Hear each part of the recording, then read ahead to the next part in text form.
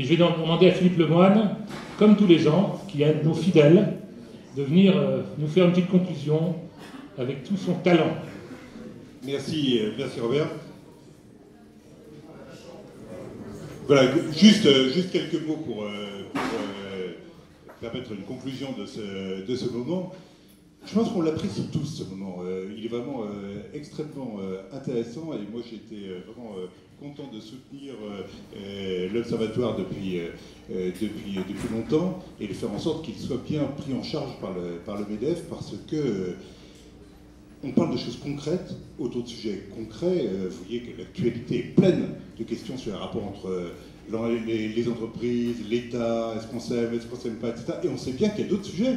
Il y a aussi des sujets qu'il faut traiter entre grandes entreprises, petites entreprises, faire évoluer un certain nombre de choses et les faire évoluer parce que ça permet de déplacer un certain nombre de curseurs dans le bon sens. À un moment donné de la présentation, on a dit développement commercial, ça c'est un thème qui est important pour le MEDEF.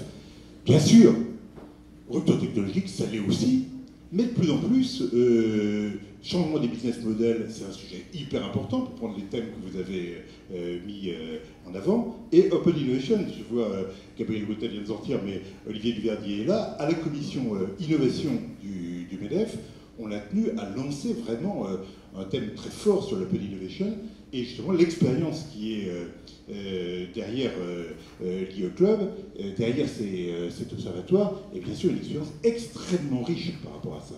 Donc vraiment, je pense qu'on est sur une matière première qui est extrêmement importante et je suis vraiment content de voir que, année après année, on a de plus en plus de dossiers, des dossiers de qualité, des dossiers qui sont vraiment passionnants. Les commentaires que vous avez faits les uns les autres sont vraiment très intéressants. J'ajoute un point, c'est que cette année, il se trouve que le gouvernement m'a demandé de confier une mission sur la transformation numérique de l'économie. Et il y a beaucoup de sujets qui étaient présents, qui étaient développés, qui concernent le numérique.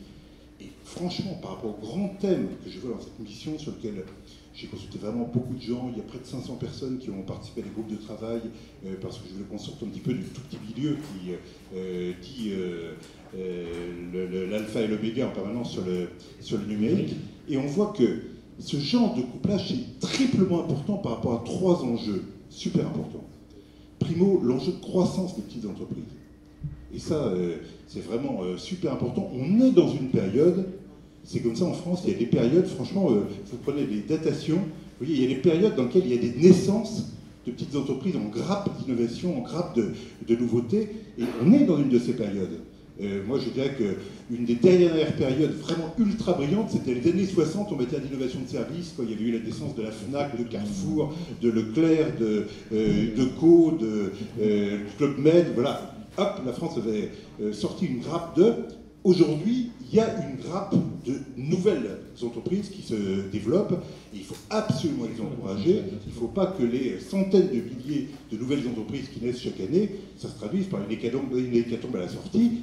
Il y a tous les moyens technologiques pour permettre d'accompagner la croissance. Il faut que ça se développe, mais un des moyens très importants, c'est le lien avec les services achats, avec les services de puissance, d'innovation, les services qui permettent de déployer beaucoup de présence, beaucoup de puissance de la part des grandes entreprises. Donc c'est super important par rapport à cet enjeu. Deuxièmement, il y a l'enjeu qui a été mentionné par plusieurs d'entre vous, de la transformation des grandes entreprises.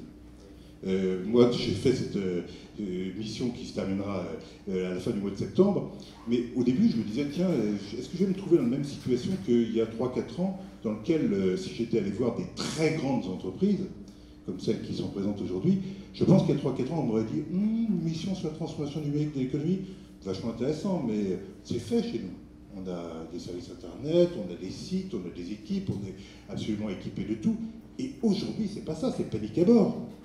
Il y a énormément de groupes dans lesquels on se dit, aujourd'hui, mon principal concurrent, c'est plus un tel, mais c'est Google, c'est machin, c'est un tel ou un tel, parce qu'il y a des stratégies de gens qui viennent en surtraitant avec le danger de venir siphonner de la marge et de la valeur en rabaissant le niveau de prestation de la part des grandes entreprises.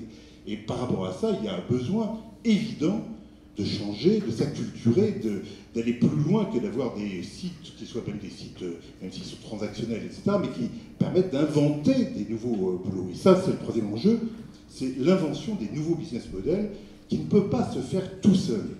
Moi, je pense que notamment, les grandes entreprises, les grosses structures ont été très marquées par les années, disons des années 80 où aux années 2000 plus, il y a eu toute cette notion de shareholder value, de se concentrer sur les business models, qui s'accompagnait d'un discours de la part des consultants en stratégie et des consultants en pub, qui était vraiment ADN, territoire de marque, n'innover que là où vous êtes compétent. Donc ça supposait de l'innovation qui était vraiment par, peut-être pas des cahiers des charges, on n'est pas en matière d'informatique, mais il fallait vraiment avoir la maîtrise pour être sûr que ce qu'on innovait était complètement cohérent avec le message, l'ADN, le code génétique de l'entreprise. Or, vous savez bien que c'est pas ça qui marche en matière de numérique. En matière de numérique, il faut commencer par regarder ce que font les petits copains, il faut voir ce qui marche sur le marché, et puis mettre quelque chose sur le marché, être très adaptatif, voir ce qui fonctionne ou ce qui ne fonctionne pas. Donc l'agilité devient quelque chose d'extrêmement important, beaucoup plus important encore qu'auparavant, et de ce point de vue-là, les couples que vous formez les uns les autres sont des sources ou des garanties que l'on ne va pas continuer de répéter les compétences anciennes, mais qu'on va essayer d'innover et d'être présent dans des business models nouveaux. Je ne sais pas, par exemple, en matière d'innovation, vous êtes là sous mes yeux, il est très possible que ça donne, par rapport à une entreprise comme la vôtre qui se développe, je pense qu'il y a une des bonnes entreprises en matière de transformation numérique, Schneider. Je pense que ça va tout de même vous donner en plus des idées de nouveaux business models, de nouveaux marchés sur lesquels aller se développer. Et on n'est plus du tout dans la période dans laquelle la bourse, les marchés financiers disaient « Ah, vous sortez du rang, on va vous mettre une décote ». Au contraire, vous sortez du rang, on va vous mettre une prime, parce que vous êtes en train d'innover et de vous repositionner sur les nouveaux marchés. Donc je crois que par rapport à tout ça, c'est des enjeux hyper importants. Donc longue vie et développons ces activités-là de l'Observatoire Grandes Entreprises PME innovantes. Merci Philippe, merci beaucoup. Merci infiniment.